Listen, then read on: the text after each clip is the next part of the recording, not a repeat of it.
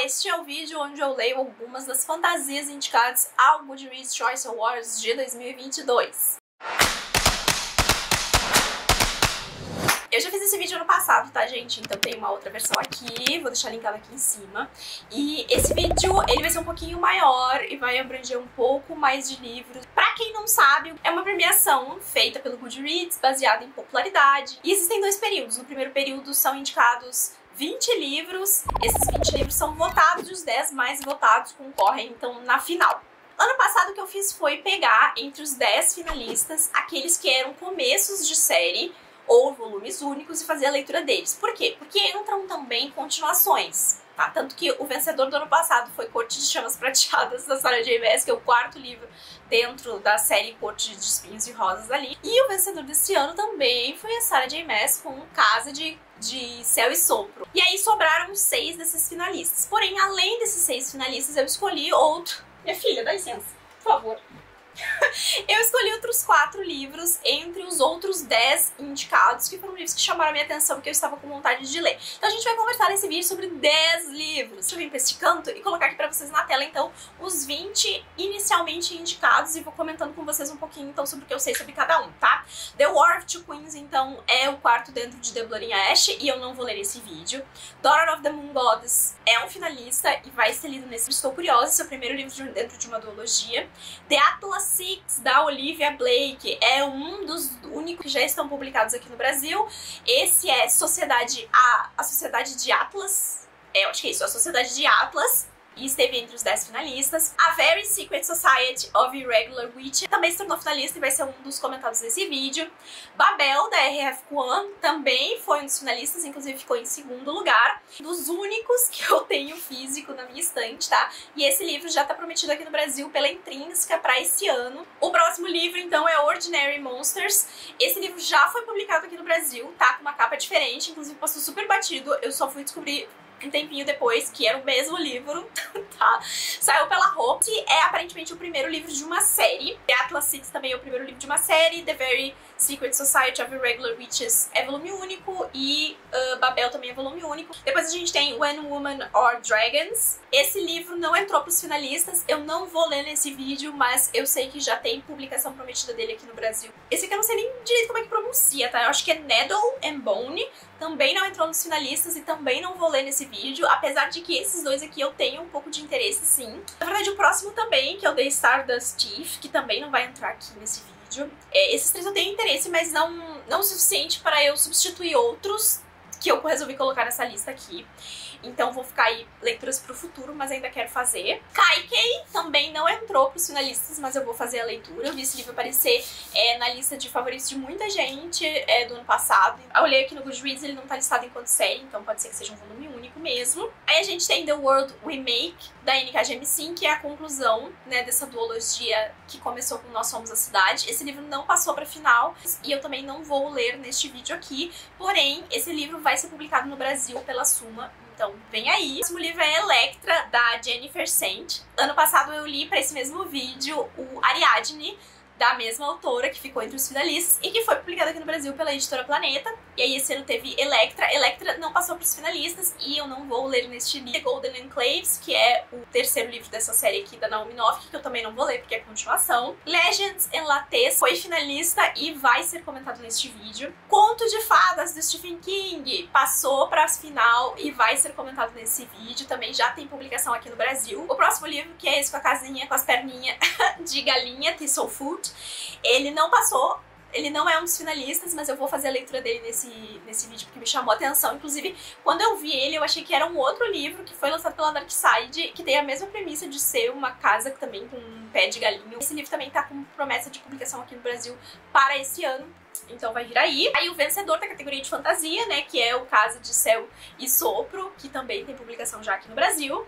The Book Eaters, que eu tô muito curiosa e que eu vou ler neste vídeo. Lost Metal, do Brandon Sanderson. Eu já fiz essa leitura, tem um vlog aqui no canal onde grande parte do vlog, sei lá, uns 30 minutos do vlog sou eu falando sobre The Lost Metal, então eu vou deixar ligado aqui em cima também se você quiser ir lá saber minha opinião sobre The Lost Metal. É o último livro da segunda era de Mistborn, então não vou falar por aqui porque é uma continuação. E o último livro é é A River Enchanted, também não passou pros finalistas, é da Rebecca Ross, e esse livro eu ouvi falar coisas interessantes, assim, então eu até fiquei com vontade de ler. De verdade, gente, dessa lista de 20, os únicos que eu não tenho vontade de ler são as continuações, e o Electra não me chamou muita atenção, tá? Porque eu não sou muito de ficar lendo essas histórias, mesmo que eu até tenha me divertido um pouco com Ariadne ano passado. Então 4 livros dessa lista eu não tinha vontade nenhuma de ler. Tirando Lost Metal, vão ficar 5 livros desses 10 aqui que vão ficar fora desse vídeo e que vão ser leituras que eu vou fazer em algum outro momento. Tá marcadinho aí na tela pra vocês quais são os livros que eu vou ler aqui, e os que não estão marcados são aqueles que eu não vou ler. Paz no coração. E é sobre isso, tá? Como eu falei pra vocês, na minha estante física eu só tenho Babel e Kaikei, e os outros eu vou ter que lutar. Tá, eu sei que no Scribd tem alguns livros, eu já marquei, eu acho que tem The Daughter of the Moon Goddess, tem Babel, tem Fairy Tail do King, de Atlas eu provavelmente vou ler e-book, enfim. Então a gente vai começar a nossa jornada falando sobre esses livros daqui pra frente. Eu vou comentar um pouquinho sobre cada um deles, como foi a minha experiência, sobre o que é a história, e eu espero que seja um saldo super positivo, assim como foi ano passado, que eu saí com boas leituras, vi vários dos livros sendo publicados aqui no Brasil, e eu acho que o único que a gente ainda não tem nenhuma notícia é o The Shadow of the Gods, que é esse aqui. De resto, acho que todos os outros livros daquele vídeo ou já foram publicados ou tem promessa de publicação aqui no Brasil para esse ano. Então espero que esse vídeo seja tão proveitoso quanto o outro foi. Eu estou lendo o 3º livro desse vídeo, então significa que já temos coisas pra conversar. Eu resolvi começar com 2 livros bem levinhos, e a minha primeira escolha foi Legends and Lattes, uma fantasia mais levinha, assim, mais gostosinha. Inclusive, eu resolvi abrir com esses livros porque eu acho que tem sido uma trend aí, porque não é só uma coisa do gênero de fantasia, isso tá rolando também em outros gêneros, como por exemplo suspense, mistério, de você encontrar leituras de conforto e que sejam leves e tranquilas de você fazer dentro do seu gênero favorito, sem você precisar buscar outro gênero pra encontrar isso. Porque em fantasia, às vezes você pensa que eu cansa minha cabeça, ou eu preciso de uma outra leitura que vai me fazer pensar menos, porque normalmente você tem que aprender um sistema de magia, você tem que entrar pra dentro de um outro mundo, tem todo um monte de regras. Nem sempre o leitor que é fã de fantasia busca a fantasia pra descansar a cabeça, né? E eu sei que não é pra todo mundo, tá, gente? Tem pessoas que só leem um gênero e tá tudo bem, e sem necessariamente infantilizar a obra. Então não é... Esses livros, eles são soft, são leves, são de conforto, mas não são livros infantis, né? Que aí entra às vezes a diferença. Primeiramente, o autor desse livro, que é o Travis Baldree, ele é um narrador de audiobook. Ele também é o narrador do audiobook do livro, o que faz todo sentido, levando em consideração que é o trabalho dele. Esse livro vai contar a história do quê, gente? De uma orc, depois de muito tempo de batalha, resolveu pendurar a espada dela, e ela só quer uma vida leve e tranquila agora. E pra isso, ela resolve, então, parar com as lutas e abrir uma cafeteria. Que recentemente ela descobriu essa especiaria chamada café, e ela percebeu que não existe praticamente nenhuma loja que venda café. Eles nem sabem o que é café. E ela resolve então que é isso que ela quer pra vida dela, ela quer abrir essa cafeteria. E gente, o livro é sobre a jornada dela abrindo essa cafeteria. É sobre as dificuldades de ela montar um estabelecimento num novo local. É sobre as dificuldades de abrir um novo comércio. É sobre as dificuldades de apresentar este produto para as pessoas, de fazer as pessoas perceberem que é diferente, mas é algo gostoso. É as dificuldades de entender o que colocar no cardápio ou não, de quanto cobrar e parar. Aí ao redor disso a gente tem alguns pequenos conflitos, tá? Que vão dar um pouco mais de densidade à história. Mas é muito importante você saber que a história é sobre uma orc que quer abrir uma cafeteria. Ou seja, não tem nenhuma mirabolância aqui. Ah, não, mas eu queria um puta desenvolvimento do world building. Não tem. É sobre uma orc abrindo uma cafeteria. Aí o que a gente tem de extra aqui? A gente tem o bando dela, que ela tá deixando pra trás e que vão fazer aparições na história. A gente tem um amuleto aqui que ela carrega, que supostamente é pra dar sorte pra ela nessa jornada. E pode ser que tenham outras pessoas de olho nesse amuleto. Outro conflito que a gente tem é que ela tá chegando numa cidade onde ela não conhece as pessoas, e aí tem aquela organização, né, que coleta os impostos, pra fazer a segurança ali, deixar tudo funcionando, que vai encrencar com ela. E obviamente vão ter os dramas pessoais dela, que tem uma bagagem pra trás. 4 personagens aqui que eu queria fazer o highlight. O primeiro é a outra personagem que aparece na capa, que é uma sucubus. Ela vai ser a primeira pessoa a trabalhar nesse café. Outra personagem, coisa mais queridinha, que vai entrar na história, que vai ser responsável pela parte da confeitaria, da padaria, na verdade, da padaria dessa cafeteria, que num primeiro momento a Vivi nem percebe que ela precisa ter. Um outro personagem, que é o primeiro personagem, né, que a gente vai conhecer um pouco melhor depois da Vivi, que ele é marceneiro. Então é ele que vai ajudar ela na reforma. Ele é um cara meio rabugento, assim, então tem interações bem limitadas, mas ao mesmo tempo você vê que existe uma cumplicidade entre os personagens. E a história é sobre essa situação. Tanto que durante várias vezes ao longo do livro a gente vai ver o cardápio sendo atualizado. Assim, gente, é realmente um livro pra você descansar sua mente, é um livro pra você se apegar aos personagens, é um livro pra você dar boas risadas, é um livro que não tem grandes coisas em jogo aqui, mas é muito mais sobre a relação desses personagens, sobre o que ela quer ser na vida dela e sobre essa nova relação que ela tá criando aqui com essas pessoas. Então também é um livro sobre found family, que é aquele conceito de você construir uma família que não é a sua família de sangue, construir uma família com pessoas ao seu redor.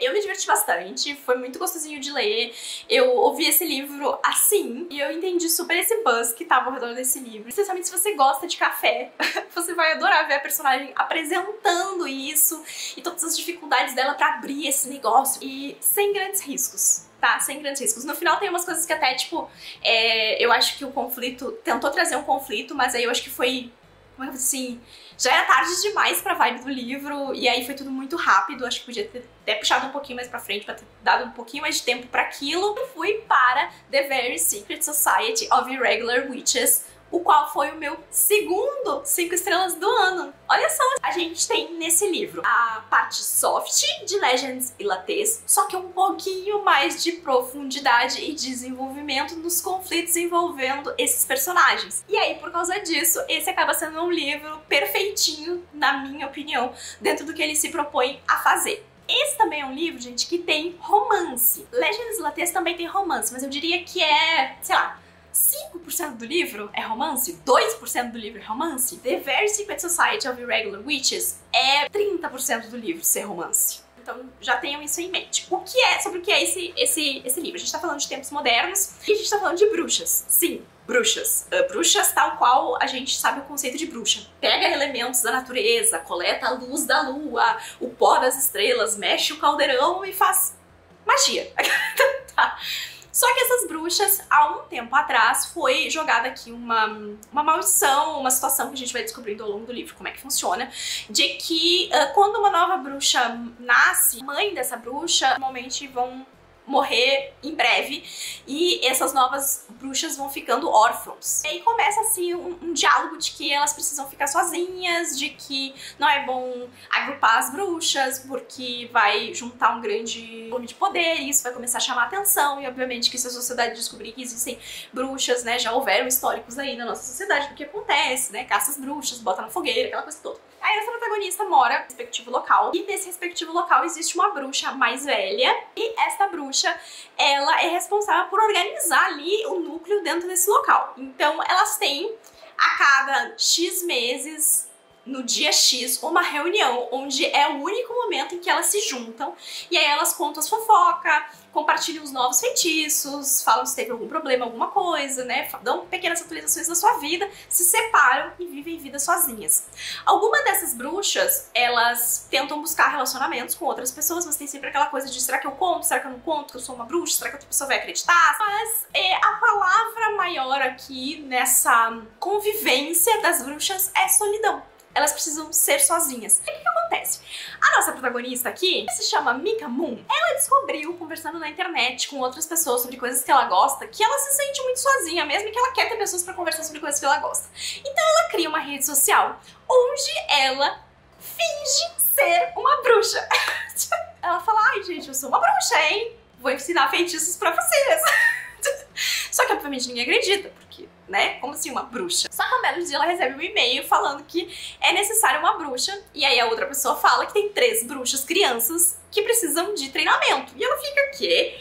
como que essas pessoas sabem que eu sou bruxa de verdade? E como assim tem 3 crianças bruxas no mesmo local? Isso é impossível, isso não existe. Mas ela fica muito intrigada. E aí ela vai pra esse local conhecer essas pessoas que entraram em contato com ela e essas 3 bruxas. E o livro, então, se passa nessa coisa de ela tutorar essas 3 crianças bruxas nesse local que se chama Nowhere, específica, onde tem várias pessoas que moram lá. E cada uma dessas pessoas tem uma história, eles cuidam dessa casa, eles cuidam dessas crianças, mas eles não são os guardiões legais dessa criança, tem uma outra pessoa que é, e aí tem todo um mistério ao redor disso. E um dos moradores dessa casa é um cara lá de 30 e poucos anos, super calado, que é o bibliotecário, que é o Jamie, se eu não me engano. E aí, bom, não preciso entrar em detalhes sobre isso, porque já falei pra vocês que tem romance, né?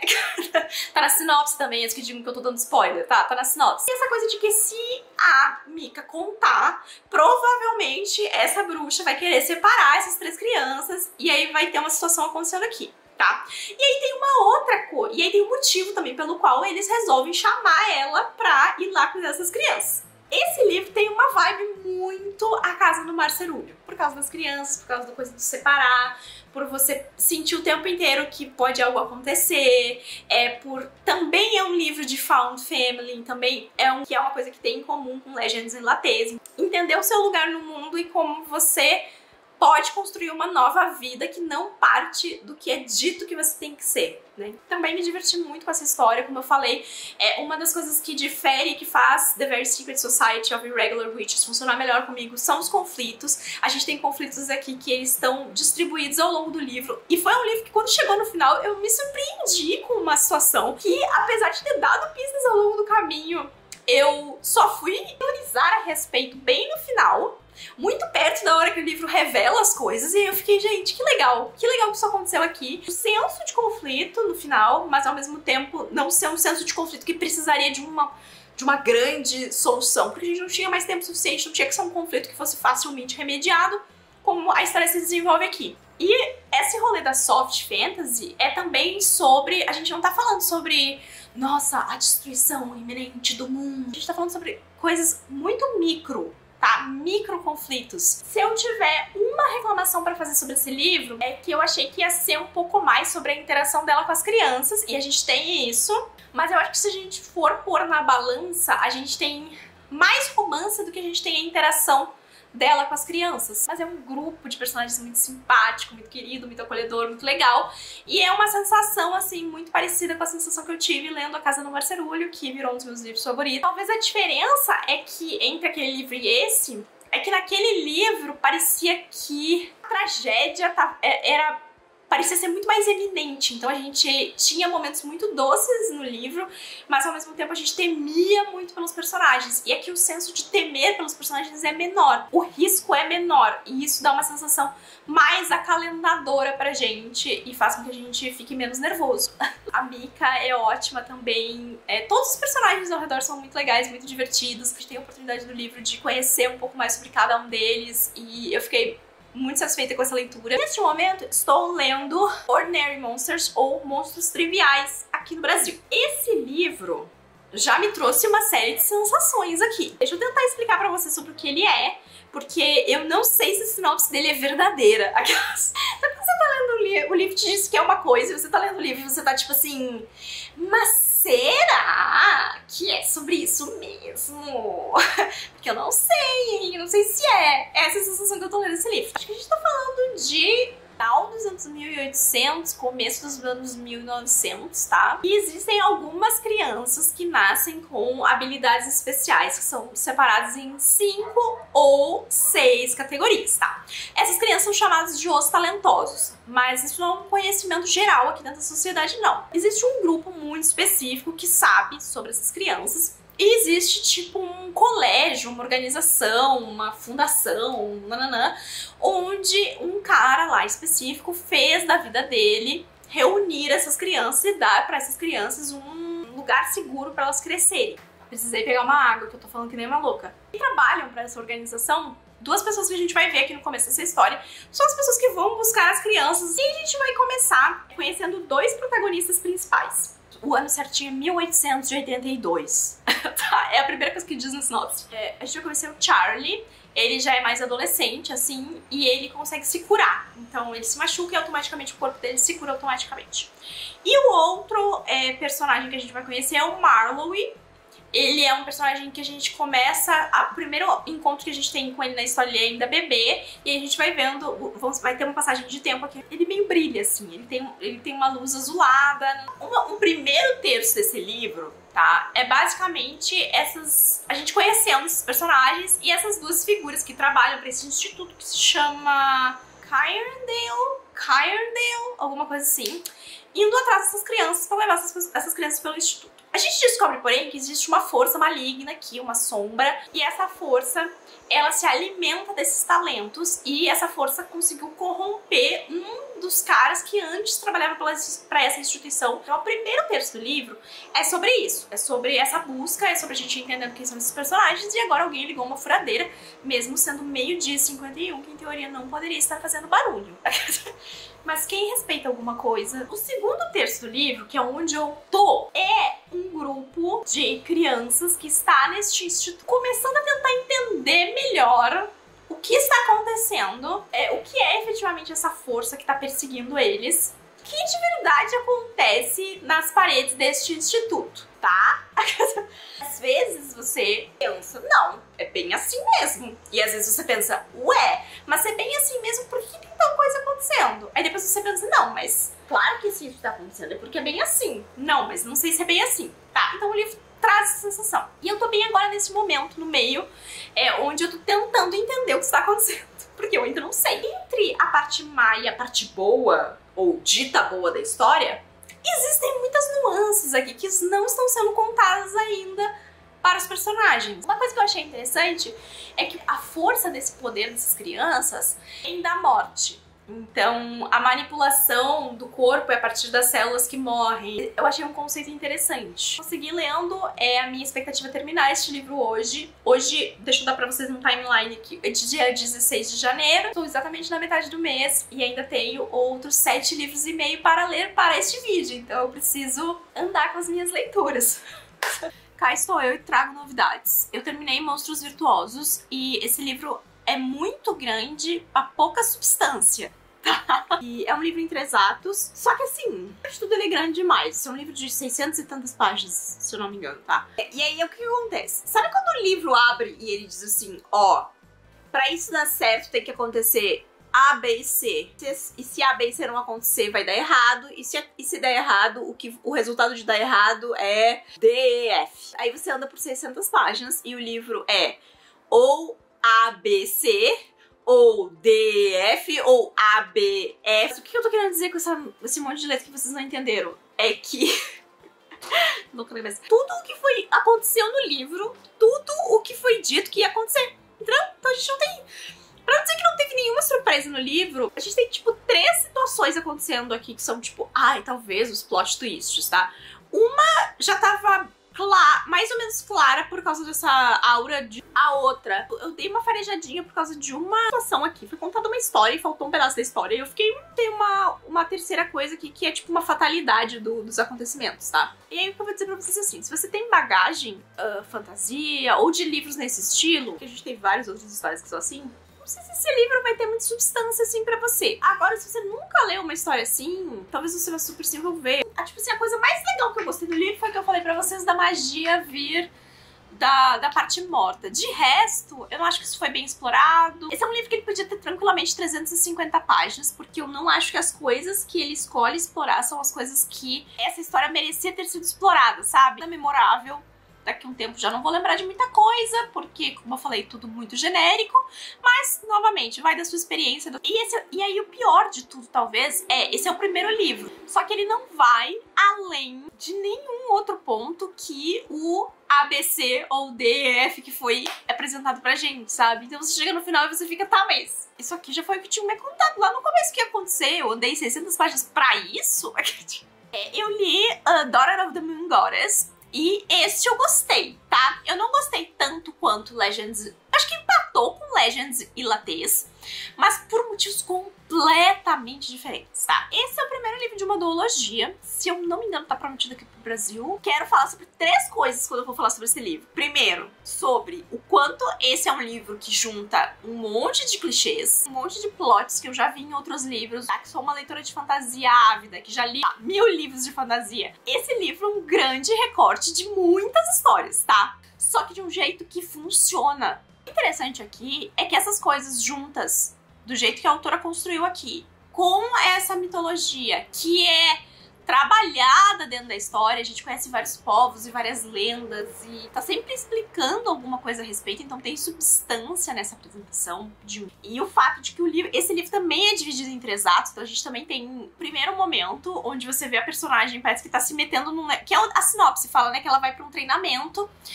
Talvez eu devesse dizer pra você sobre o que é o livro, antes de eu explicar muito mais do que isso. A protagonista, que eu não vou nem me arriscar a dizer o nome aqui, porque eu provavelmente vou assassinar, é filha da deusa da lua, olha só. Essa deusa da lua, ela expulsa a sociedade por causa de uma situação lá. E aí ela tá presa num local específico, que é tipo um reino dela. Então lá, ela, a filha dela e uma outra pessoa. E aí um belo dia, a filha descobre que, na verdade, ela foi, tipo, amaldiçoada, excluída. Ela foi, tipo, excluída da sociedade por causa de algo que aconteceu. Só que ninguém sabe que essa garota existe. E aí ela acessa a sua magia de forma mais enfática, assim, pela primeira vez. E as pessoas que isolaram essa deusa sentem isso. E aí elas vão lá farejar. E aí essa deusa, então, a mãe dela, resolve que é melhor ela sair dali pra ela não ser descoberta. Aí ela vai pra esse outro local, que é também de pessoas imortais e não sei o que, de outros deuses. Vai começar a enfrentar várias coisas, mas ela vai acabar interagindo com o príncipe, que é o herdeiro aqui do imperador. E aí preciso dizer pra vocês o que vai acontecer. Tá. E aí ela vai participar de uma competição, daí depois ela vai participar de não sei o que lá, e depois não sei o que lá, e depois não sei o que lá, e aí várias coisas assim. Mas o livro é dividido em 3 atos. Se a gente estivesse falando de um desses livros que a gente pega aí, que é a mesma história sendo contada, só muda o nome do protagonista, você lê a mesma história, a mesma história, a mesma história, e o livro é tal qual a sinopse, não tem nada de diferente, esse livro por si só podia ter sido uma trilogia, porque ela podia ter separado exatamente os 3 arcos em 3 situações diferentes. E ela não faz isso, felizmente. Ela consegue condensar cada arco em 100 e poucas páginas e apresentar um livro de 500 páginas que conta uma história completa. E esse sim, gente, apesar de ser o primeiro livro de uma duologia, ele tem uma história fechada. Então se você quiser ler só o primeiro livro, você pode ler só o primeiro livro. Então assim, em termos de construção do universo, a mitologia é bem interessante. O livro, sim, é cheio de clichês e de coisas que eu já vi acontecendo em outros livros, mas a forma como a autora montou a história, elas funcionam aqui. E aí eu entendo muito por que esse livro funcionou tão bem com um grupo de pessoas, tá?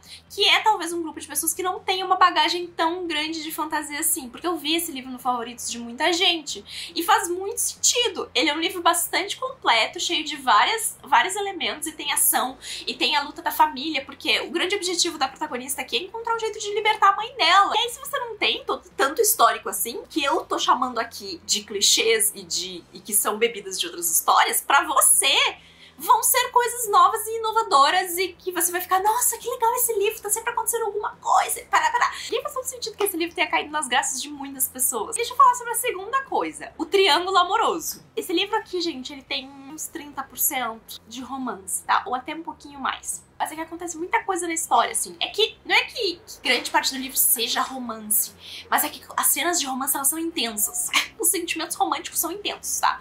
O problema com o triângulo amoroso, pra mim, não é o triângulo amoroso existir da história. Não tem problema com o triângulo amoroso existir. Acho que o beabá do triângulo amoroso existir aqui super se encaixou. Ok. O problema é que nenhum dos 2 personagens que são os interesses amorosos dela prestam. Então, o que aconteceu? Eu passei o livro inteiro torcendo pra que ela chutasse os 2. E assim, eu vou dizer uma coisa pra vocês. Perto de outros protagonistas de histórias de fantasia com romance, os 2 aqui são mó paz até. Mas não é porque a gente tem uns personagens que são muito podre que a gente precisa baixar tanto a nossa régua, tá? Aí a gente entra na terceira coisa desse livro, que é a personalidade da protagonista. A gente tá falando de uma menina que foi criada isolada. Então, no primeiro momento, eu pensei, meu Deus, essa garota vai ser muito chata. Ela vai ser chata e ela vai ser ingênua. E ela não é. Tá, ela não é, ela é super esperta, ela pega as coisas super rápido, ela toma, sim, algumas rasteiras, Ela tem momentos na história onde ela é boba, mas ela aprende com os erros dela, tá? Que é uma coisa que a gente, às vezes, não costuma ver. A gente, às vezes, é a personagem sendo burra. Só que, onde é que a nossa protagonista capota? Capota no que diz respeito ao triângulo amoroso, porque ela... Nossa. E aí, o meu rolê não é ela, tipo, a primeira ou a segunda vez ela ter tido colapsos mentais a respeito das tretas românticas dela. É que toda vez que ela interage com um deles, o cérebro dela tem colapso e ela fica num redemoinho de nananana. E é aquilo que eu sempre falo pra vocês. Me mostrou a primeira vez, já entendi. Me mostrou a segunda, tudo bem. A partir da terceira eu já tô com sangue no olho. Nesse aspecto eu acho que ela pode ser um pouco chatinha. E é muito engraçado, porque às vezes ela se deixa levar pelas coisas assim. Ela fica, mas meu Deus, e se eu for embora e esquecer tudo e for viver em uma cabana com ele? Aí ela para e pensa assim, não, mas eu tô aqui pra falar minha mãe, né? Tonta! Que cabana com ele? Eu tenho que descobrir como é que eu resolvo a minha coisa com a minha mãe. E aí o fato de eu não ter gostado desses dois personagens enquanto pares românticos pra ela e esse círculo vicioso da cabecinha dela, mesmo ela podendo ser uma personagem muito mais chata do que ela é, tá? Porque na verdade ela até é mó de boa, essa menina, foram as coisas que fizeram eu não dar 5 estrelas pra esse livro, tá? Porque pela história em si, bastante promissora e eu gostei bastante, como eu falei pra vocês. Eu indicaria esse livro aqui. É o melhor dos dois mundos entre os 6 Grows e uma magia destilada em veneno. Tem elementos, por exemplo, de The Pop War, da Guerra da Papoula, numa versão soft. Tá, se Guerra da Papoula fosse uma versão soft, seria Daughter of the Moon Goddess. E tem coisa de Rebelde do Deserto, tem coisa de Trono de Vidro. Sabe, se você for desmontar a história, tem vários elementos aqui. Como eu falei, pro lado positivo. Acho que é uma excelente indicação pra você que não lê tanta fantasia, não tem tanta bagagem. Acho que esse livro é muito legal. E este eu vou ler a continuação, tá? Já até botei lá no meu Scooby como quero ler, pra ler a continuação que já saiu. Agora, eu estou lendo A Sociedade de Atlas. Sim, cheguei. E olha aqui, TikTok, você me prometeu. Eu tô em 66% desse livro. E eu preciso... Eu já vivi 2 momentos, tá? E eu tô vivendo o segundo momento nesse momento. O primeiro sentimento entrando nesse livro foi... Nossa, que divertido! Gostei das personalidades diferentes de cada um deles. A gente vai acompanhar 6 personagens aqui principais. E aí, mais pessoas que aparecem ao longo da história. Gostei que cada um deles tem uma habilidade, que eles são todos meio arrogantes da sua própria maneira. Eu tava muito intrigada, tava achando muito divertido, até 30% aí, 35%. Eu tava, gente, que interessante essa proposta. Entrei no meu segundo momento. Sobre o que é a Sociedade de Atlas. É minha pergunta. O que pra ser sobre o que esse livro? Eu tô achando o livro meio sem propósito. Deixa eu dizer pra vocês a sinopse do livro. Quer dizer, deixa eu dizer pra vocês sobre o que é o livro até onde eu sei, tá? A gente vive aqui num mundo onde existe magia. E aí existe a Biblioteca de Alexandria. E foi ocultada ao longo do tempo e parará. E aí esses 6 jovens, não são tão jovens assim, alguns estão na casa dos 30 e poucos anos. Tempos em tempos, essa sociedade recruta um número X de participantes a passar por um experimento, um estágio, e meio que ajudar a proteger esse local, porque existem pessoas, forças, entidades, grupos que querem acessar esse local. E bem, aparentemente não são todos eles que podem ficar, vai ter alguém que vai ter que sair, que não vai ser aceito, né, nessa sociedade, e eles vão... Então tem que sair das suas vidas e largar seus empregos e seus relacionamentos e irem morar junto nesse local e proteger esse local, tá? Pra onde é que tá indo isso aqui, sabe? Qual é o objetivo final do livro? Tô seriamente pensando em ir ler oficialmente a sinopse de A Sociedade de Atlas pra ver se diz mais alguma coisa. Só que eu já tô em 66%, já era pra ter... Não, e é assim, 66%, gente, eu já sei mais do que isso, tá? Eu já sei... Qual é o catch da história. Pra quem já leu, sabe exatamente onde eu tô. Eu acabei de passar pela cena, que é o duelo de 1 hora. E eu tô tipo, tá, mas qual é o objetivo? É tipo a gente saber no final quais são os 5 que vão entrar pra sociedade? Esse é o objetivo do livro? Tô me divertindo, mas qual é o argumento de conflito da história? Só isso? Só saber qual deles vai passar e qual não vai passar? E a sinopse é isso mesmo, é só descobrir quem são os 5 que vão sair no final vitoriosos. Mas olha esse trecho aqui da sinopse. Conforme são desafiados por missões cada vez mais sombrias, os mágicos vão descobrir que conhecimento é poder e que o poder é viciante e perigoso, principalmente a cair em mãos erradas. E missões cada vez mais sombrias são essas, porque eu tô em 66, 68% e teve um rolê só que eles tiveram que fazer, que foi na primeira noite deles na sociedade. Só isso, depois disso, eles não tiveram mais nenhum desafio que pra mim eles estão cuspindo lá. Que não é um livro único, né? Tem continuação. Surge aqui um conflito mais interessante do que só saber qual dos 5 vão sair no final enquanto membros dessa sociedade. Então, assim, eu tô achando o conflito da história muito abstrato. Mas vamos ver o que acontece. Eu terminei a Sociedade de Atlas. Antes de tudo, eu queria xingar, tá? Xingar. Você aí, eu não vou dizer palavras duras, mas você aí, que em algum momento fez terrorismo com esse livro comigo, porque as pessoas têm essa mania, né? Eu levanto o livro e a pessoa fica, ai, Tami não vai gostar. Ai, a Tami vai detestar esse livro. Gente, se eu não perguntar pra vocês, não me respondam. A Sociedade de Atlas foi um livro que fizeram terrorismo comigo. Disseram, a Tami vai detestar esse livro, ela vai macetar a Sociedade de Atlas, não sei o que. Gostei do livro. Toma, engulam essa. Uma coisa que precisa ficar bem clara, tá? Esse é um livro de vibe. Se você entrar pra esse livro e a vibe do livro não te conquistar, desiste. Desiste, porque é um livro de vibe, você tem que estar na vibe e querer descobrir e parar. Foi o que eu falei no último take. Tava muito transtornada pra saber pra onde é que a história tava indo, o que tava acontecendo, porque eu não tava enxergando muito o propósito das discussões, dos comentários que a gente tava fazendo aqui. Qual era o plot do livro, mas eu tava gostando da vibe. E pra muitos livros, isso às vezes é o mais importante. Agora vamos a algumas considerações, tá? Primeiro de tudo, esse é um livro que demora muito pra mostrar o que veio. Meu Deus do céu! Que esse comentário não tem como mais ser um reflexo do que eu falei antes pra vocês, de que eu não tava entendendo o que a história tava querendo me dizer. Esse é um livro que demora muito pra mostrar o que veio. Os últimos 20% desse livro são muito legais. Mas por que a gente não teve um pouco daquilo dissolvido ao longo da história? E eu não tô falando de pistas, eu tô falando dos personagens irem descobrindo as coisas. Às vezes me dá um nervoso com o autor que não consegue construir uma narrativa de ir revelando coisas da história. O autor só consegue escrever a história, só consegue confiar no plot do livro dele se a gente tiver uma revelação só no final.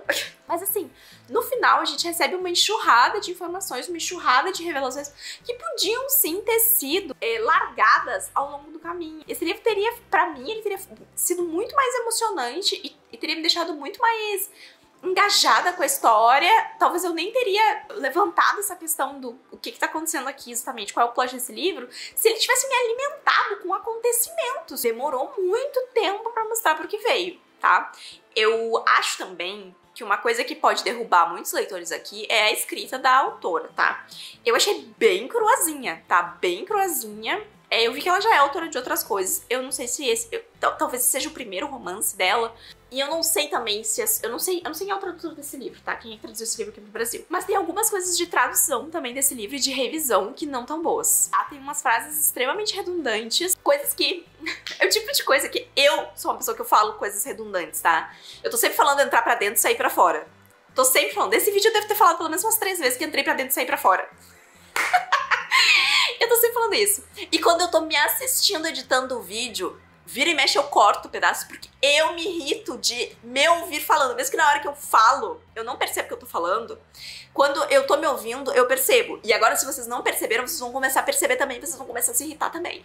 Desculpa, eu acabei de cometer um ato contra eu. Tem várias coisas nesse livro que são assim. Por exemplo, tem uma frase que eu dei muita risada, inclusive eu joguei num grupo pra comentar, que foi: eu preciso lembrar pra não esquecer. Esse é um livro que tem momentos em que você consegue perceber que você tá lendo uma autora que não tem tanta habilidade narrativa. É aquela coisa, existe espaço pro autor melhorar.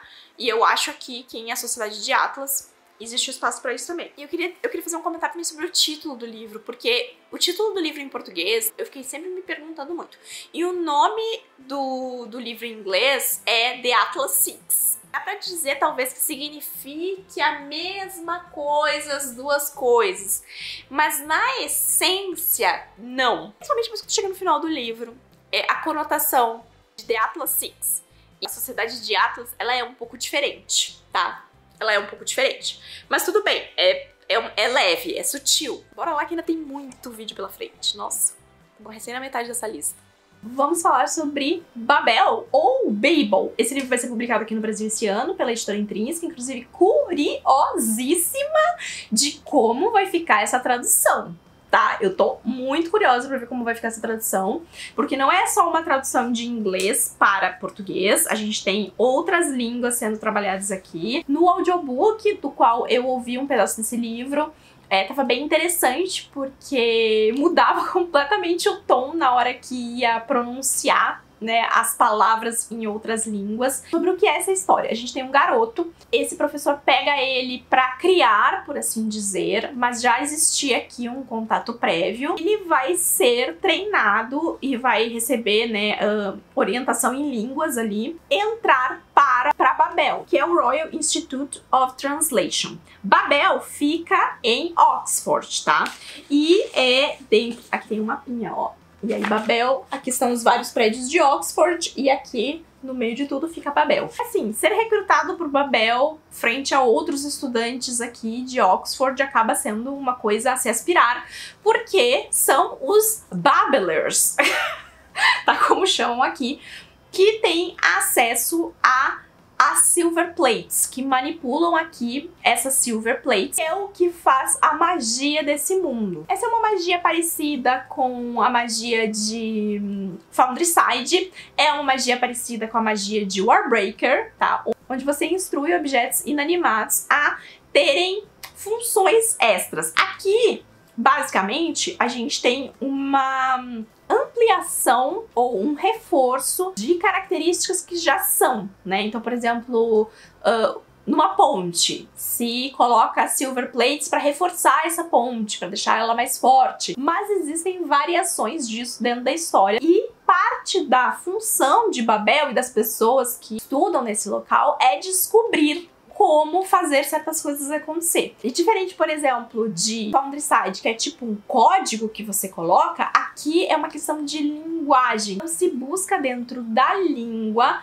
palavras e termos que possam ter significados diferentes ou iguais para usar isso a favor de criar essas silver plates com comandos. Então por isso que isso acontece dentro do Royal Institute of Translation. E, gente, tradução é um grande assunto dentro desse livro, tá? Vai se conversar sobre o papel do tradutor, a interferência do tradutor, o quanto o tradutor tem que estar por dentro do assunto ou não estar, e qual é o real papel aqui. E a gente vai acompanhar este jovem, tá? Que se chama Robin Swift, ou pelo menos passa a se chamar Robin Swift aqui em algum momento, e ele está sendo treinado para ir para Babel. Muitas coisas vão acontecer, tá? Esse é um livro separado em 4 atos, se eu não me engano. Cada um desses atos vai ter um foco específico. Para passar pra vocês a minha primeira sensação, depois que eu terminei esse livro, eu vou usar o meme da Lady Gaga. Amazing, show-stopping, spectacular, never the same, totally unique, completely not ever been done before, unafraid to reference or not reference, put it in a blender, shit on it. Eu gostei muito desse livro. Eu acho que a autora foi muito inteligente em vários aspectos aqui. Praticamente todos os elementos da história podem ser defendidos enquanto analogias e metáforas para alguma outra coisa. Acho que, acima de tudo, uma coisa que eu preciso dizer pra vocês é que este não é um livro para todos os leitores, tá? Este é um livro que vai falar sobre teoria, então se você não gosta de ler livros que às vezes parecem que estão te dando uma aula em alguma coisa, você talvez tenha problemas com Babel. Esse é um livro que tem notas de rodapé e elas estão extremamente bem colocadas aqui, porque são notas de rodapé da tradutora do livro, entre muitas aspas. Essas notas de rodapé dão explicação, mas também fazem interferência da tradutora na visão do leitor sobre o que está sendo comentado na trama. É um livro com pacing ou uma leitura um pouco mais lenta, porque eu já considerava, com a minha leitura de The Pop War, né, ou A Guerra da Papoula, já me parece um traço da autora ter uma escrita que dá uma segurada no leitor. E às vezes isso age bem, ou às vezes para alguns leitores isso age negativamente. Eu estava interessada na história e o fato da história caminhar um pouco mais devagar não interferiu. Esse é um livro de volume único, tá? Em teoria. A questão é um livro que se lê mais lentamente. Então, também o leitor precisa levar isso em consideração. E terceiro, esse é um livro que exige do leitor pensar. E não é assim, nossa, o livro é um grande quebra-cabeça que você tem que descobrir as coisas na história. Não é sobre isso. É sobre os conceitos, termos e exatamente essas coisas que eu falei. Cada arco, cada situação apresentada aqui pode gerar uma analogia, pode estar servindo a um propósito. Pode ser parte de uma metáfora, só que você precisa parar um pouquinho e pensar sobre o que está sendo dito, sobre o formato em que está sendo dito, para essas coisas atingirem você. Muitas dessas coisas são você consegue sentir isso através das notas de tradução. A nota de tradução, ela te influencia a seguir por um caminho. Mas tem outras tantas coisas que você precisa parar e fazer um paralelo. Honestamente, pra mim, foi isso que fez esse livro ser tão bom. Porque se eu não tivesse sentido isso, de que cada um dos elementos da história estava posicionado para passar exatamente uma mensagem específica, às vezes essa mensagem não sendo necessariamente a melhor mensagem ou a mensagem que o leitor quer receber, talvez eu tivesse dado uma nota mais baixa para esse livro ou não tivesse gostado tanto. Mas eu gosto quando os autores são propositadamente engenhosos o suficiente para colocar esses elementos dentro da história, para dizer, ó, eu fiz esse personagem de um jeito que você não vai gostar, porque ele está cumprindo um propósito, porque ele significa algo. E a minha impressão de Babel é que cada um desses personagens aqui representa um conceito muito mais do que apenas serem um personagem que você tem que gostar. Eles representam artifícios que a gente constantemente vê em livros. E aí entra uma outra coisa, que é como a autora resolve contar essa história, que é com crítica a absolutamente tudo. Crítica à xenofobia, crítica ao colonialismo, crítica à escravidão, o papel da mulher na sociedade, a influência dos grandes países e ricos países sobre os países mais pobres. Ela vai falar sobre o consumo de drogas, vai falar sobre a retenção do conhecimento, vai falar sobre economia, vai falar sobre exploração, ela vai falar sobre várias coisas aqui. Inclusive teve uma treta lá fora, tá? Caso que talvez você não tenha ficado sabendo, pode ter passado aí batido. Mas esse livro sendo uma grande crítica a tudo isso, e obviamente se tá criticando o colonialismo, tá criticando o papel das pessoas brancas nesse cenário, tá? No papel de diminuir, de ter preconceito, de escravizar, de cometer xenofobia com pessoas que são pretas, pardas, indígenas, amarelas e por aí vai. Lá fora isso rolou uma treta muito grande, porque teve gente branca dizendo que tinha se sentido pessoalmente atacada pelo livro. Que eu particularmente acho bem engraçado. Então esse é um livro para ser degustado, é um livro para ser interpretado. Então eu tenho a sensação que não vão ser todos os leitores que vão conseguir gostar dessa história, não só porque talvez vão achar o livro chato, mas porque talvez se não pararem um pouquinho para pensar, vão deixar passar muitas nuances sobre a história. E isso pode ser prejudicial, porque aí você vai ficar esperando coisas do livro. Não foi feito pra te dar, tá? Esse não é um livro de ação, esse não é um livro de aventura, esse não é um livro sobre a magia, tá? Porque a gente tá acostumado a entrar em livros, por exemplo, sei lá, como Founderside ou como Warbreaker, que tem esse tipo de magia diferente, e a gente espera que o livro seja sobre esse elemento. Não é.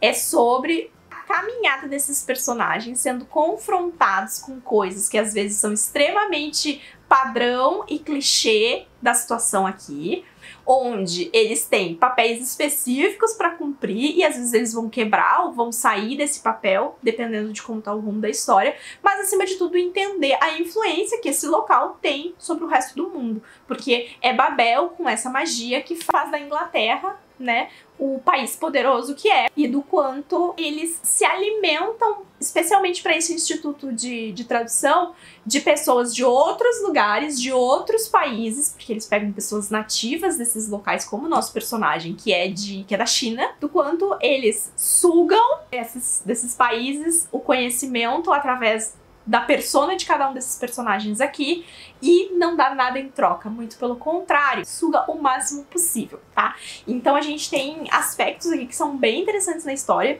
e não é sobre a aventura, não é sobre a magia, é sobre o impacto social dos elementos dessa história. A autora brinca aqui com algumas datas, algumas coisas, tem uma nota no começo do livro que fala sobre isso. Eu achei o livro extremamente inteligente, teve momentos em que eu me senti extremamente burra lendo, o que é sempre uma alegria, tá? E aí se você me perguntar assim, então você não conseguiu prever esse livro? Consegui. E não é sobre isso, tá? Não é sobre o plot, a diferença tá na execução. Isso é uma coisa que eu constantemente falo com vocês, do quanto às vezes você tem um plot que é clichê e não determina que o livro vai ser ruim, né? Ele pode trazer um livro incrível ou o autor pode ficar na mesma mesmice. Conversei com vocês inclusive sobre isso em Daughter of the Moon Goddess, e a autora teve capacidade de articular todas aquelas coisas muito bem. E a R.F. Kuang fez um trabalho de pesquisa excelente nesse livro. A língua, gente, é uma coisa muito fascinante. E ela faz comparações aqui, explica a origem de várias palavras, e tem várias coisas que você fica... que legal, sabe? Então, isso é muito bacana, mas você tem que curtir a vibe do livro. Eu adorei Babel, tô muito curiosa pra ver a autora escrevendo fora dessa situação mais de fantasia. Acho que esse livro já dá um passo em direção a isso. Dá pra ver uma faceta completamente diferente dela aqui, do que a gente viu em Guerra da Papoula, e eu acho isso muito legal. E vou seguir de olho em tudo que ela lançar, porque por enquanto não decepcionou de forma alguma. Como falei, esse livro sai esse ano no Brasil, estejam avisados, avaliem se é o seu perfil de leitura. Aí depois eu li Conto de Fadas do Stephen King. Eu tava com muito medo desse livro, porque primeiro é um livro grande, um livro de 600 e poucas páginas. Segundo, eu não sabia nada sobre conto de fadas, eu não sabia o que era. Depois eu tava conversando com uma amiga minha e ela falou também, mas não são contos? E aí eu fiquei, meu Deus do céu, eu não acredito que eu vou ler um livro de 600 páginas de conto. Mas não é um livro de contos, tá? É um livro linear. E eu vou dizer uma coisa pra vocês, que me deixou ao mesmo tempo feliz e ao mesmo tempo chateada. Até 40% desse livro eu tava dando 5 estrelas. E eu tava apavorada. Porém, infelizmente, acontece uma coisa na história específica que me desconectou um pouco da situação. E aí acabou não sendo um livro 5 estrelas. Mas ainda assim eu gostei bastante. Acho que é um livro bem interessante e as propostas e brincadeiras que ele faz são bem legais. Eu acho que eu preferiria ter ido por um outro caminho ali. Isso foi o que me desconectou um pouco da história. Mas tudo bem, deixa eu explicar pra vocês o que é. A gente vai conhecer o Charlie, ele é um garoto de 17 anos. A mãe dele faleceu, o pai dele passou por todo um rolê aí de alcoolismo e tal, mas agora tá tudo bem. E ele tem um vizinho, aquele vizinho creepy, mais velho, que ninguém quer chegar perto, que tem a casa mal assombrada, que todo mundo cria histórias. Esse vizinho tem uma cachorrinha, que já tá bem velhinha, e um dia ele ouve essa cachorra latindo e ele entra a casa dentro, assim, do cara, e o cara sofreu um acidente. Ele vai acabar se envolvendo um pouco em ajudar esse cara, na recuperação dele, em cuidar da cachorrinha, e esse cara vai introduzir pra ele, num certo momento, a existência de um outro mundo. Tudo isso tá na sinopse do livro. A sinopse do livro diz mais do que isso ainda, mas eu não vou entrar em detalhes porque essa foi uma das minhas partes favoritas do livro. Não foi ele necessariamente desbravando esse mundo que a gente vai ver, mas foi essa relação que ele desenvolve nesses primeiros 30%, 35% do livro. O passo a passo da vida dele, a relação dele com o pai, a relação dele com esse cara que ele mal conhece, mas ele toma como uma responsabilidade, né, fazer com que ele consiga se recuperar. Com a cadela também, que é uma relação muito bonitinha. O que o Stephen King faz nesse outro mundo? Ele brinca com contos de fadas.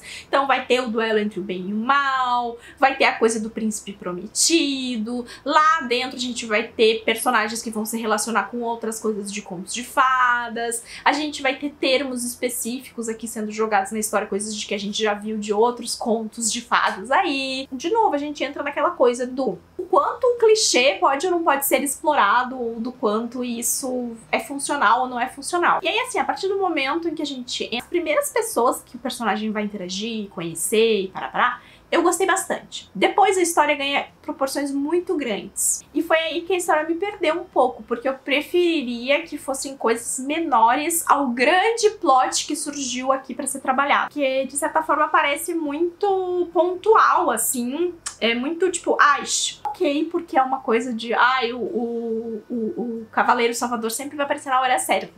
Mas, ao mesmo tempo, parecia que tava se construindo uma coisa aqui muito grande pra algo que o personagem chega no exato momento em que ele é capaz de resolver. Tem uma outra coisa, gente, que é de um histórico meu. Eu não... Quem é dessa época? Teve uma época que eu li uma sequência de histórias que tinha uma criança ou alguém que entrava num buraco e ia parar num mundo mágico, e eu sempre reclamava que eu não tinha paciência pra isso. Esse livro é basicamente isso, tanto que a parte que eu mais gostei é a parte em que ele ainda não está explorando esse mundo aí. Mas enfim, essa parte dele lá, dele vivendo essa aventura e dele interagindo com muitos personagens. E ele faz, inclusive, essa brincadeira, né? Eu acho que o Stephen King tava muito consciente de tudo o que ele fez aqui, tá? Não tô dizendo que, não, ele quis dizer uma coisa e disse outra. Não, ele tava muito consciente do que ele tava fazendo aqui, porque tem uma hora que ele fala: eu sei que eu já nomeei um monte de personagem, mas eu preciso nomear mais não sei quantos aqui, pra você entender que eu tô no meio de um monte de gente. Só que eu não tava entretido o suficiente pela história pra isso ser relevante pra mim. 40% até 80% por aí, a história perdeu um pouco da minha atenção. E aí o final eu achei ok, assim, acho que não tinha outro jeito de resolver isso, levando em consideração que existe um problema aqui que envolve esses dois mundos, mas Eu acho, tá, que esse livro podia ter sido bem menor e que, na minha opinião, ele teria funcionado melhor pra mim se a gente tivesse um conflito menos... Acho que é um livro do King que é fácil de recomendar. Não achem, gente, que esse livro não tem as suas partes, as suas situações que eu sempre reclamo. Ele tem. Eu achei que ele foi mais leve no palavreado, tá? Inclusive esse livro é traduzido pela Regiane Winarski. Eu acabei lendo a edição em português, tá, desse livro, porque o Scribd tirou Conto de Fadas e disse que só ia estar disponível a partir de 29 de janeiro. Me cortou, eu acabei tendo que ler a edição em português. A tradução da Regiane Winarski tá muito boa nesse livro, ela solta umas pérolas, tem várias referências aqui, e eu dei várias risadas, porque claramente são escolhas de tradução, de colocar certos termos, assim. A gente tem repetições aqui, por exemplo, o personagem não consegue falar do pai dele sem falar que o pai dele é um alcoólatra, tá? Ou foi um alcoólatra. Então, tipo, toda vez que ele vai lembrar uma coisa do pai, ele sempre lembra que é na época que meu pai tava bêbado, é na época que meu pai tava bêbado. Na maioria das vezes, ele pontuar que era na época que o pai dele tava bêbado não faz diferença pra história. É aquela coisa que eu conversei com vocês extensamente no vídeo do The Match do Lucas, que eu tava falando sobre a redoma. É um reforço que não agrega, porque você já entendeu que o personagem tá magoado com esse período. E tem alguns comentários, sim, que são bastante duvidosos. Inclusive tem um sobre o Holocausto que eu fiquei tipo, nossa, isso é extremamente desnecessário de colocar aqui. Mas enfim, tirando isso, que é algo que você sempre vai esperar que o autor faça, eu achei a história bem interessante. Gente, eu vou começar a ler Kaikei, tá? Da Vaishnav Patel. Tô bem curiosa com esse livro, eu não sei nada sobre a história, vou descobrir quando começar a ler. Espero gostar. Eu tô um pouco atrasada nas minhas leituras, eu tô dando uma corridinha agora no final do mês com elas. Corridinha não no sentido de, meu Deus, estou lendo mais rápido, mas no sentido, estou dedicando mais tempo para ler do que eu normalmente dedicaria, porque senão não vou dar conta. Gente, eu tô em 60 e quantos por cento de Kaikei? Ontem eu tava lendo com os olhos, hoje eu tô ouvindo com o audiobook. 64%, tá? Estou com 64% de Kaikei, então provavelmente um pouquinho mais pra frente. Eu tô gostando desse livro por enquanto. Eu acho que ele não vai ser 5 estrelas por causa de algumas coisas que me incomodaram já no início, assim, de largada. Aqui a gente vai ter a história da Kaikei. Ela é a única filha do reino de Kekaya. Esse é um livro que tem 1000 personagens. Todos os personagens têm nomes estranhos ou não familiares. E é muito difícil lembrar o nome de qualquer pessoa. Vou dar uns exemplos aqui de nome de personagem, tá? Dasharat, Shantanu, Ashvin, Monan, Yudharaj, Ashiwapati, Chandra, Nosatia, Kubera, Asuras, Danteri, Tari, Arya Prasad. E aí até as coisas assim específicas tem nomes também específicos e aí tudo vira uma grande confusão. E dá pra se perder um pouco, tá? A gente tem então essa menina, ela é a única mulher entre 7 irmãos, se eu não me engano, ela tem um irmão gêmeo e mais 6 irmãos mais novos. Ela é a gêmea mais velha, mas a gente tá falando aqui de uma sociedade patriarcal. É o irmão dela que vai herdar as coisas aqui. Se eu não me engano, essa história eu acredito que ela seja baseada na cultura indiana, tá? Porque a autora, ela é meio indiana. Ela não está falando errado, mas acho que é isso. A mãe dela, aos 12 anos, a mãe dela é banida pelo pai por causa de uma coisa muito específica. E aí a Kaikei acaba tendo que assumir uma posição matriarca, digamos assim, daquela família que não tem outra mulher, né? Ela é a mulher mais velha aos 12 anos e aí ela meio que tem que criar aqueles irmãos e assumir o papel que uma esposa ali teria na corte, mesmo ela sendo a filha, e não. E aí ela vai querer aprender outras coisas, né? Ela vai querer dar espaço para as mulheres, ela vai querer aprender coisas da arte da guerra, ela vai querer aprender política, ela vai querer se posicionar, só que ela não tem muito espaço para isso. Também vai ter que fazer um casamento aqui por política, né? Pra satisfazer as questões do pai dela e do rei. E aí a gente vai ver essa personagem, então, aprendendo a circular neste ambiente e aprendendo a perceber que nem tudo que ela quer ela vai conseguir, que às vezes ela ter poder não é necessariamente ela ter um cargo, é ela as relações certas, é ela saber como influenciar as pessoas e principalmente ela ter paciência sobre o que ela consegue fazer imediatamente e o que precisa ser parado do terreno antes, tá? Me incomodou um pouquinho sobre essa história é que a gente tem questões mágicas aqui, os deuses são muito importantes dentro desse contexto, se faz oferendas, tem momentos em que fazem orações, tem conexões que se fazem aqui com os deuses, eles estão presentes na história muito mais que enquanto entidades O que acontece é que bem no começo do livro também, a Kai acaba entrando em contato com um texto muito específico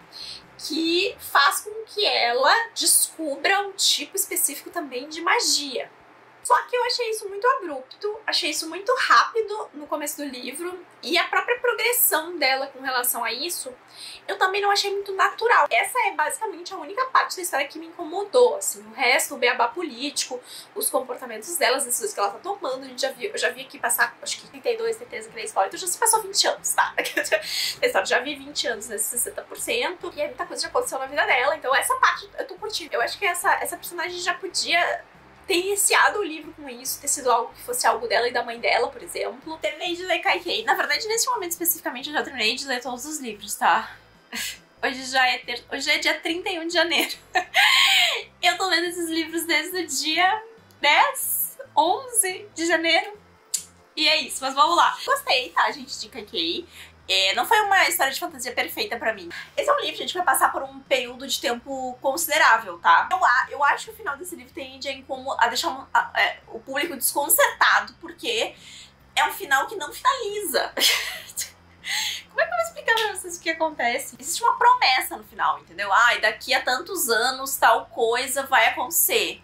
Agora, se essa coisa for acontecer e vai ter um bom resultado, se essa coisa for acontecer, vai ter um... Então, assim, esse é um livro que ele é muito sobre a jornada dessa personagem. Só que aí entra numa coisa que me deu uma incomodada, que é o seguinte. A narrativa que a autora traz aqui, né, a Vaishnavi Patel, é essa questão da presença da mulher e de buscar novos espaços, né, de uma cultura e de uma construção política que inviabiliza as mulheres. E a personagem passa todos os anos da vida dela, desde que ela entende isso, tentando lutar por esses direitos, e ela consegue muitas coisas, inclusive coisas que facilitam muito a vida dela, mas também facilitam a vida de várias outras mulheres ao redor dela. E ela é uma personagem que ela sabe navegar as coisas direitinho, então ela vai aprendendo. Acho que eu já falei sobre isso com vocês no primeiro take, já faz um tempo que eu já não me lembro mais o que eu expliquei, que eu já não expliquei. Só que assim, parece que tem momentos na história... Ai, não posso ficar me apoiando, que senão fica chacoalhando a câmera. Tem momentos na história em que parece que ela se esquece disso. E um desses momentos é bem no final, onde as coisas saem um pouco de controle. E aí ela tem umas falas, assim, que eu acho bem fora de personagem, assim. Ela fica tipo, ai, porque eu nunca conheci felicidade na minha vida. Ai, porque essa vida horrível que eu vivi. Porque eu não consegui conquistar nada. Porque, tipo assim, ela fica se fazendo muito de coitada, tá? Só que a jornada dela tenha sido pautada por imposições, ela não viveu uma vida infeliz. E a gente consegue perceber isso pelo livro. Então parece estranho a personagem ficar dizendo isso pra gente. E eu entendo o que a autora quer fazer aqui. Ela quer falar que as reais escolhas aqui, tipo, ai, vou casar, não vou casar, vou permanecer no meu lugar, no meu país, no meu local aqui de nascença, com o meu povo, ou não vou ficar, não foram decisões que ela tomou, ai, terei filhos ou não terei filhos. Várias dessas coisas não foram decisões que ela tomou, foram coisas que foram impostas a ela. Mas a gente consegue ver pelo desdobramento dela na história que aqui nesse caso a autora construiu uma narrativa em que imposição não é sinônimo de consequência ruim. Ela consegue orquestrar as coisas a favor dela. Então eu fiquei com um sentimento muito estranho, assim, porque meio que no final do livro tem um momento em que parece que ela nega tudo o que ela construiu aqui só porque parte dessa construção veio das imposições. E se ela não tivesse tido essa gana pra lutar por essas coisas, ela não teria melhorado a vida de tantas outras pessoas e tantas outras mulheres aqui nesse livro, né? Na construção de reino, de sociedade que a autora apresenta. Então eu fiquei com um sentimento meio de tipo, tá, mas o que você tá querendo dizer com esse discurso, sabe? Porque me parecia que às vezes a autora tava se contradizendo um pouco. Mas de forma geral, eu achei que é um livro bem interessante. A gente vai ver várias dinâmicas aqui, de família, de política, de amizade, de relacionamento, de sororidade, de maternidade, com irmão, com pai, com mãe, com marido, com as mulheres aqui que ela vai conviver, com a corte, com as divindades que são presentes nesse livro. E é uma jornada, né? É a jornada dessa personagem. Só que a gente não tem um final, tipo, ultra grandioso no final que vai dar a resolução de todo um problema. A gente tem uma parcial, e eu sei que isso às vezes não é satisfatório. Eu ainda assim acho que é uma boa leitura, tá? Porque diz respeito a moldar as coisas e perceber essas mudanças e ao mesmo tempo ter certa relutância da sociedade. Eu acho que a autora conseguiu passar isso bem, porque a Kaiki, ela não vai ser tipo, ela vai ser a guerreira, ou ela vai ser a diplomata, ou ela vai ser a matriarca que vai fazer tudo por trás dos negócios, que vai maquinar. Porque a gente tem muito disso, né? A gente tem às vezes muito personagens estereotipadas que são as protagonistas e as comandantes da história. Ah, não, ela vai virar uma grande guerreira. Ah, não, a Kaiki, ela vai ser um pouco de cada uma dessas coisas ao longo do caminho. Tem muitos mitos, muitas lendas, como eu falei, tem muito nome de personagem. Teve uma coisa que eu senti falta, tá, nesse livro, que foi de explorar melhor os booms. São graças que são cedidas a pessoas específicas, sabe, por grandes feitos. E eu pensei assim, tá introduzindo isso aqui, porque a gente vai ver isso, né? A gente vai encontrar várias outras pessoas que vão ter booms, ou vão surgir coisas, né, misteriosas na história e tal. Mas não, mas é isso. Aí eu fui ler The Book Eaters, tá? Esse livro tem uma das sinopses, das premissas mais interessantes que eu já vi aí nos últimos tempos, tá? Um grupo de pessoas, né, uma sociedade oculta, né, do mundo real, que se alimenta de livros, de fontes de conhecimento. Inclusive, essa é uma temática aqui desses livros, né? Tipo, a gente teve várias sociedades secretas, a gente teve vários livros que é sobre o poder do conhecimento. Chega um certo momento que as pessoas que têm essa condição começam a comer cérebros humanos. É isso mesmo que acontece. Se parte de uma coisa pra outra, e aí você começa a não só adquirir o conhecimento, mas aí você adquire as memórias, parte da pessoa. E assim, gente, sempre que eu ouvi o pitching desse livro, era assim. E aí falava que ia ter uma protagonista que ia ter que ir meio contra isso e tentar se virar nesse mundo onde as coisas, né, tinham deixado de sair da normalidade deles. Tinha algo a ver com o filho dela, que ela tava tentando salvar. A premissa parece muito legal. Foi o livro mais chato e tediante que eu li pra esse desafio. Não é um livro sobre isso, tá? É um livro de vampiros. É um livro de vampiros, porque o conceito é o mesmo, você tá se alimentando. Em vez de tomar sangue, ele tá sugando o cérebro de dentro da cabeça das pessoas, virando uma geleiazinha e sugando. Existe uma família aqui, que é a mais poderosa das famílias, e essa família, supostamente, teve uma cura em um momento, mas a família meio que desapareceu, e aí tá todo mundo atrás dessa família. E aí depois vira conto da Aya, porque tá cada vez mais escasso o número de mulheres. Elas vão ser book eaters, elas não vão ter essa ânsia por comer cérebros. Então existe um sistema de procriação aqui, só que existem cada vez menos mulheres. E aí as mulheres que existem estão sendo forçadas a procriar sistematicamente com outros pra eles tentarem dar uma limpada, assim. É bizarro porque eu fiquei com a sensação que é tão rasa a explicação que o livro dá, que eu fiquei, sabe, você sai do livro e você tá muito inseguro sobre a real mitologia dele, porque parece umas coisas meio sem pé nem cabeça.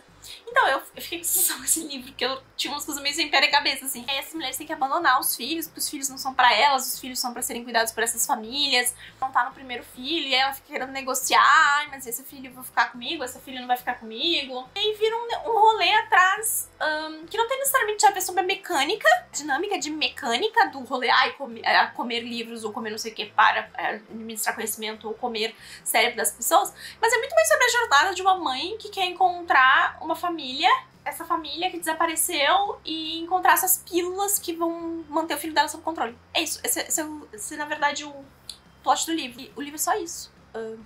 Essa mulher indo de um lado pro outro, e a gente começa a ter flashback dela do passado. Chatíssimo. E assim, gente, esse é o tipo de livro que não demorou muito pra eu perceber, tá? Em 30% do livro eu já sabia que não ia dar certo. Porque tava muito chato. O plot da história não ia ser sobre a coisa interessante, sabe? E aí chegou no final, acabou o livro e eu fiquei, quê? Acabou aqui? Você acha que eu sou palhaça? É ridículo o final. Eu achei ridículo o final. Isso, tá? Aí eu fui ler Teaserfoot. Esse é um livro baseado na mitologia russa. Vai falar sobre Baba Yaga. Aí você me pergunta, Tamiz, o que você sabe sobre Baba Yaga? Nada. Eu não sei nada.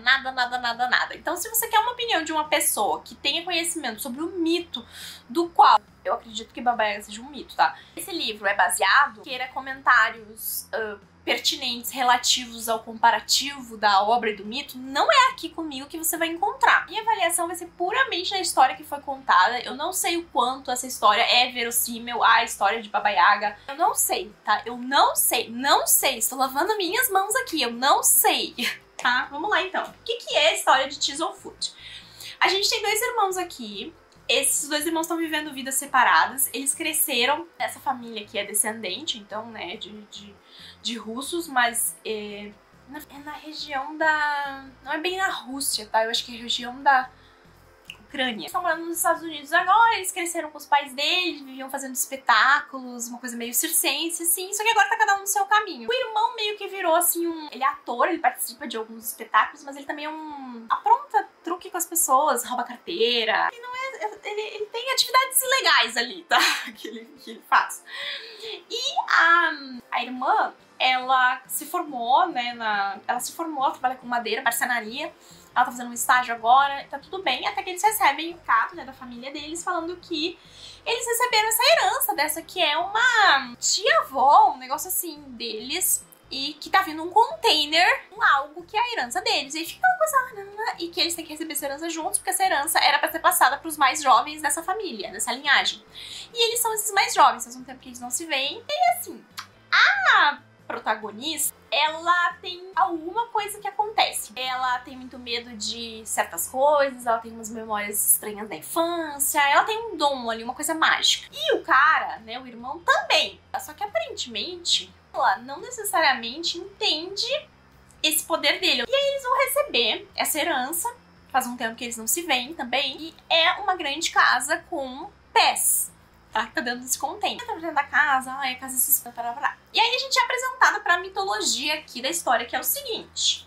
Aparentemente uma coisa normal, tá? Nessa apresentação de história que essa autora tá trazendo pra gente, quando acontece uma grande tragédia em algum local, alguma coisa assim, às vezes o local, ou alguma coisa específica relativa ao local onde essa tragédia aconteceu, manifesta algum traço mágico, ou irrealista, ou animalesco, ou alguma coisa assim.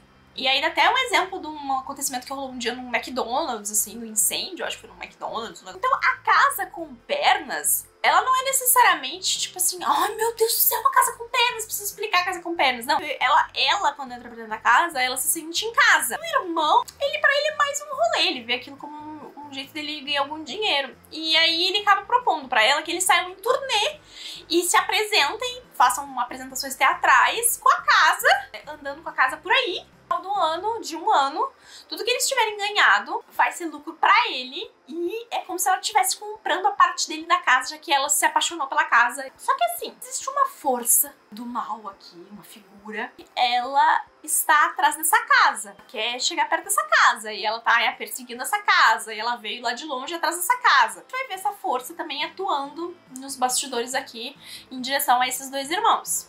E eles vão sair na turnê deles e a gente vai ver várias coisas acontecendo. Achei bem interessante essa história, tá, gente? Assim, não foi uma história que me super conquistou. Eu tava esperando 2 coisas desse livro, e as 2 coisas eu não recebi na medida que eu tava esperando, que é, primeiro, ao me situar dentro da história, não sabia nem a sinopse antes. Eu estava esperando uma história com um tom mais engraçado. E ao ser apresentada essa figura má, eu tava esperando, mudei o meu tom pra esperar algo sombrio. E aí na mistura entre engraçado e sombrio, o que eu tava realmente esperando dessa história era algo na medida de Orquídea Divina. Porque lá a gente também tem essa coisa de família, a gente tem esse negócio de herança, a gente tem essa parte da mitologia, a gente tem a voz da matriarca também, porque a gente vai ter um momento onde a gente vai voltar e vai ficar sabendo um pouco da história contada até pelo ponto de vista da casa, por aí vai.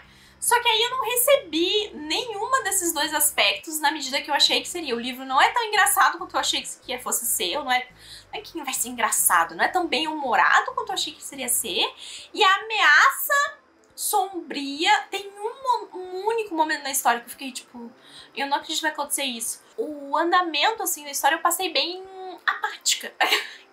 Eu não tava, tipo, nem adorando e nem desgostando. Eu tava achando interessante, mas, assim, eu acho que eles acabam... Eu acho que fica muito claro, muito cedo na história, o que eles precisam perceber, descobrir, desbravar, sei lá, buscar pra resolver a situação, sabe? Inclusive, se você é um leitor atento, na apresentação desse livro dá pra você pegar o que eles precisam fazer pra descobrir o que tá tá?